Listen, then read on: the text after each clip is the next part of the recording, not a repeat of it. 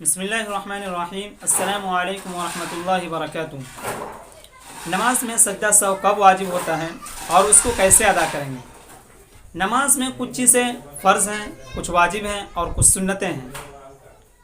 تو سنت کے چھوٹنے سے تو نماز میں سجدہ سہو واجب نہیں ہوتا ہے۔ اسی طرح سے فرض اگر آپ چھوڑ دیتے ہیں تو آپ کی نماز ہوگی نہیں، چاہے آپ جان بوجھ کے چھوڑ رہے ہوں یا غلطی سے آپ کی چھوٹ جا رہی ہو، تو آپ کی نماز ہوگی نہیں بلکہ آپ کو نماز دہرانی پڑے گی۔ اب رہی بات واجب کی، تو واجب کے چھوٹنے سے یا واجب کو آپ 2 مرتبہ پڑھ لیں یا واجب کو تاخیر کر دیں، یعنی جس وقت پڑھنا ہے اس وقت نہ پڑھ کے آپ تاخیر سے اس کو پڑھیں، یا اسی طرح سے آپ آگے اور پیچھے کر دیں، یعنی جو چیز پہلے پڑھنی تھی اس کو بعد میں پڑھی اور جو بعد میں پڑھنی تھی آپ نے پہلے پڑھ لی، تو اس کو کہتے ہیں آگے پیچھے کرنا۔ تو اس وجہ سے آپ پر سجدہ سہو واجب ہو گیا۔ یا اسی طرح سے آپ نے پڑھنے میں تاخیر کر دی، بہت دیر تک بیٹھے رہیں پھر اس کے بعد پڑھیں، تو آپ پر سجدہ سہو واجب ہو گیا۔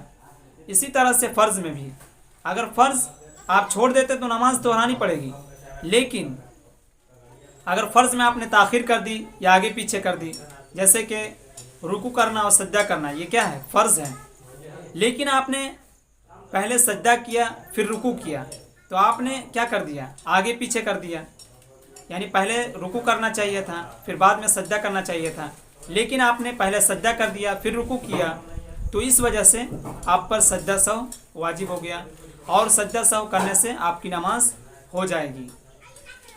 صرف نماز دہرانی اس وقت پڑتی ہے جبکہ آپ سے کوئی فرض چھوٹ گیا ہو یا آپ نے سجدہ سہو نہیں کیا ہو، تب آپ نماز دہرائیں گے۔ سجدہ سہو کیسے کریں گے؟ قاعدہ آخرہ میں تشہد پڑھنے کے بعد داہنی طرف ایک سلام کریں گے، پھر اس کے بعد 2 سجدے کریں گے۔